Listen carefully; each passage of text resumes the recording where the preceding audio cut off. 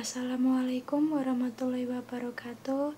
Perkenalkan, nama saya Novita Aulia Putri, NIM 2020511164, kelas Teknik Informatika.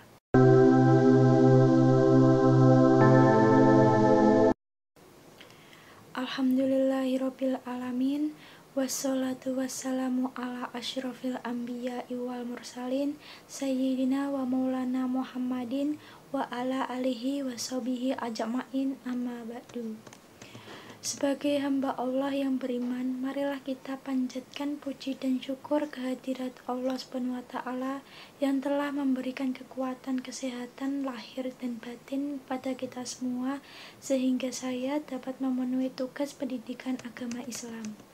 Sholawat dan salam tidak lupa kita kirimkan kepada junjungan kita Nabi Allah Muhammad SAW yang telah mengantarkan umat manusia dari peradaban hidup yang jahiliyah menuju pada peradaban hidup yang modern, yang penuh dengan kemajuan ilmu pengetahuan dan teknologi yang seperti kita rasakan pada saat ini. Semoga kita semua termasuk hambanya yang taat, yang berhak mendapatkan syafaatnya di hari akhir kelak. Perkenalkanlah saya pada kesempatan ini untuk menyampaikan topik yang berjudul Islam, Kebangsaan, dan Nasionalisme. Kosakata kebangsaan berasal dari kata bangsa yang mendapatkan awalan ke dan akhiran.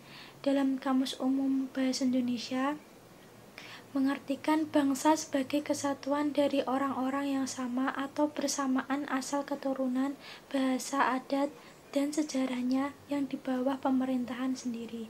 Sedangkan kebangsaan mengandung arti sifat-sifat dari bangsa. Dalam Ensiklopedia Britannica, nasionalisme diartikan sebagai keadaan jiwa di mana individu merasa bahwa setiap orang memiliki kesetiaan dan keduniaan tertinggi kepada negara kebangsaan. Selanjutnya, dalam International Encyclopedia of the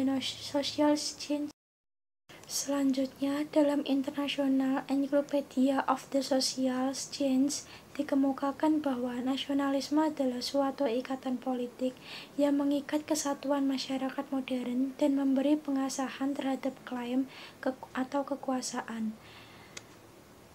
Sedangkan L. Stoddard mengartikan nasionalisme sebagai suatu keadaan jiwa dan suatu kepercayaan dianut oleh sejumlah besar manusia perseorangan sehingga mereka membentuk suatu kebangsaan. Nasionalisme adalah rasa kebersamaan segolongan sebagai suatu bangsa.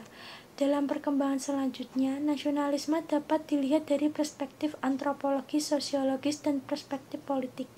Secara antropologis sosiologis, nasionalisme diartikan sebagai suatu masyarakat yang merupakan suatu persekutuan hidup yang berdiri sendiri dan masing-masing anggota persekutuan tersebut merasa satu kesatuan ras, bahasa, agama, sejarah, dan adat istiadat. Sedangkan dalam perspektif politik, nasionalisme adalah agama, sejarah, dan adat istiadat. Sedangkan dalam perspektif politik, nasionalisme adalah masyarakat dalam suatu daerah yang sama, dan mereka tunduk kepada kedaulatan negaranya sebagai suatu kekuasaan tertinggi, baik keluar maupun ke dalam. Nasionalisme atau kebangsaan dalam pengertian politik inilah yang kemudian merupakan pokok pembahasan tentang nasionalisme.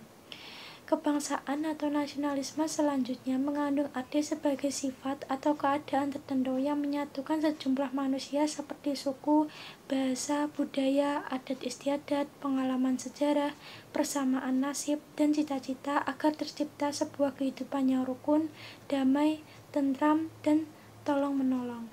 Dengan demikian, kosakata kebangsaan selain mengandung muatan antropologis dan sosiologis juga muatan politik, yaitu politik untuk mewujudkan cita-cita terwujudnya sebuah kehidupan aman, damai, tentram, tolong-menolong, sejahtera lahir dan batin. Dalam sejarah, konsep kebangsaan atau nasionalisme ini lahir sebagai reaksi atas sistem kehidupan feodalistik dan diktator yang tidak menghargai hak-hak asasi manusia.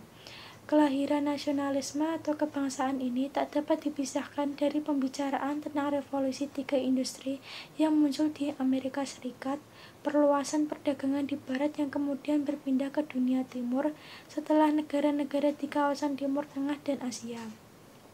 serta berhasil melepaskan diri dari penjajahan Barat. Dengan demikian, paham nasionalisme atau kebangsaan ini dalam praktiknya lahir setelah Perang Dunia Kedua, saat dimana setiap bangsa ingin merdeka bebas dapat berdiri sendiri dalam mengatur kehidupan dan masa depannya, serta bebas dari berbagai intimidasi, kekerasan, kezaliman, penjajahan, dan sebagainya.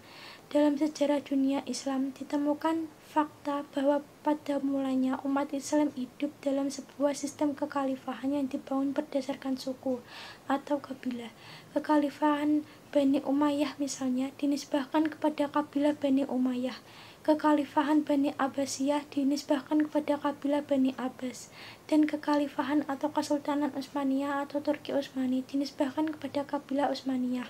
Setelah kekhalifahan Utsmaniyah atau Turki Utsmani dinisbahkan kepada kabilah Utsmaniyah, kekhalifahan Islam ini hancur dan dunia Islam berada di bawah cengkeraman kaum penjajah Inggris, Prancis, Portugis, Belanda, dan sebagainya, dan kemudian berhasil memerdekakan diri, menganggap sistem kekhalifahan Islam yang demikian itu tidak efektif lagi.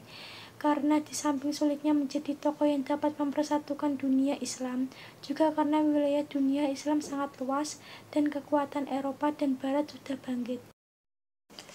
Dalam keadaan demikian, maka sistem kekhalifahan atau kesultanan Islam yang pernah ada terpaksa harus dibubarkan, seperti yang ada di Turki Utsmani dan di Indonesia, atau tetap dipertahankan hanya sebagai simbol dengan tugas memberikan penguatan spiritual dan moral terhadap sistem pemerintahan yang dipraktekkan. Sedangkan kekuasaan legislatif, eksekutif, dan yudikatifnya sudah diganti dengan sistem pemerintahan yang baru dalam bentuk sistem republik yang dipimpin oleh seorang presiden, seperti Indonesia, sistem parlementaria yang dipimpin oleh Perdana Menteri, seperti Malaysia, sistem negara Islam yang dipimpin oleh presiden yang menerapkan syariat Islam, seperti Pakistan dan Iran, atau sistem kerajaan atau kesultanan seperti Saudi Arabia dan Brunei Darussalam. Paham kebangsaan pada umumnya dianut sebuah sistem pemerintahan republik, seperti halnya Indonesia. Namun demikian, dasar-dasar yang menjadi pilar tegaknya sebuah bangsa mengalami perbedaan.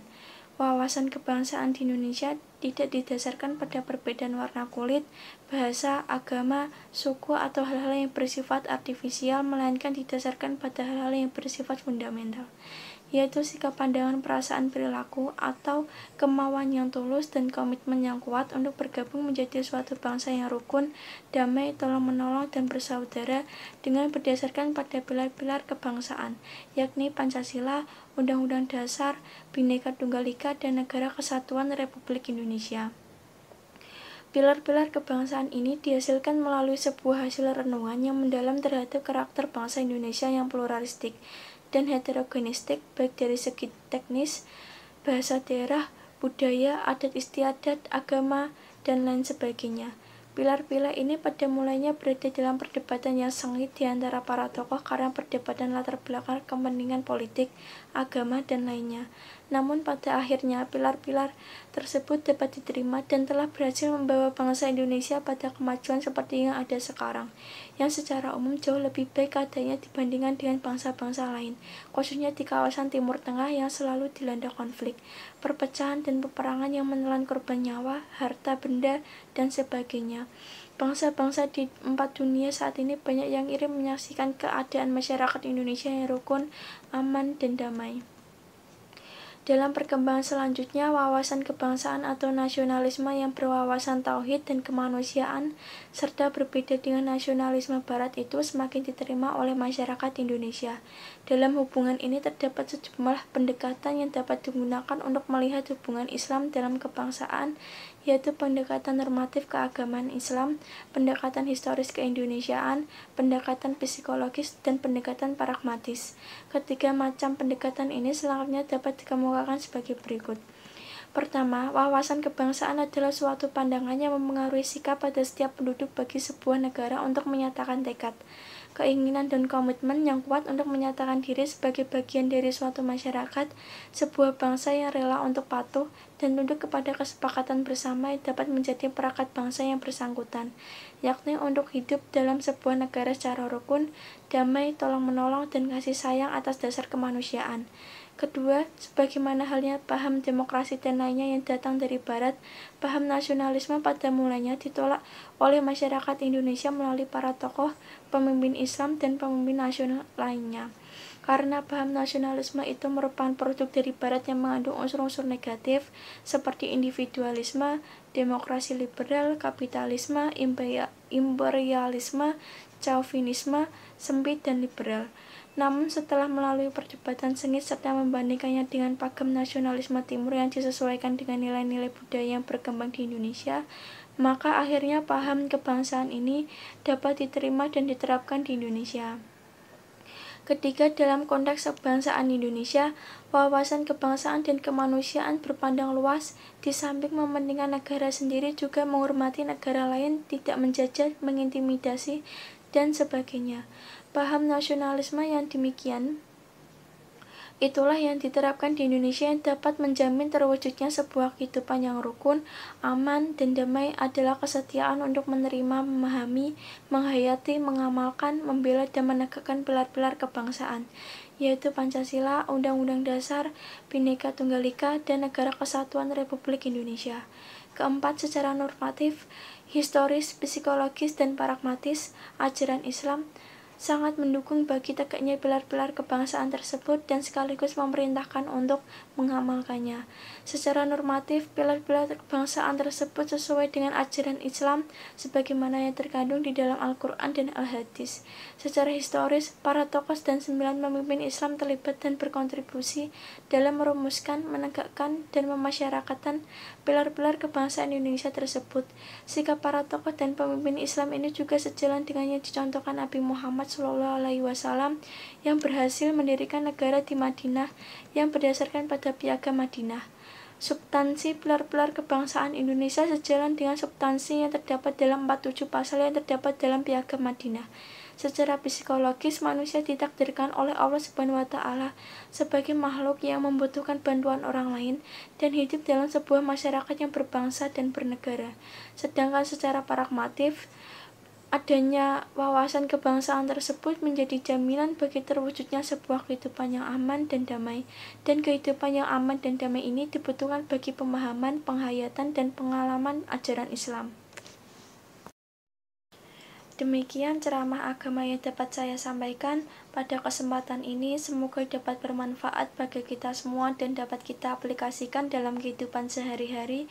Lebih dan kurangnya mohon dimaafkan. Yang benar datangnya dari Allah Subhanahu wa Ta'ala yang maha benar, dan yang salah, khilaf atau keliru itu datangnya dari saya pribadi sebagai manusia biasa yang tidak pernah luput dari salah, khilaf, dan dosa.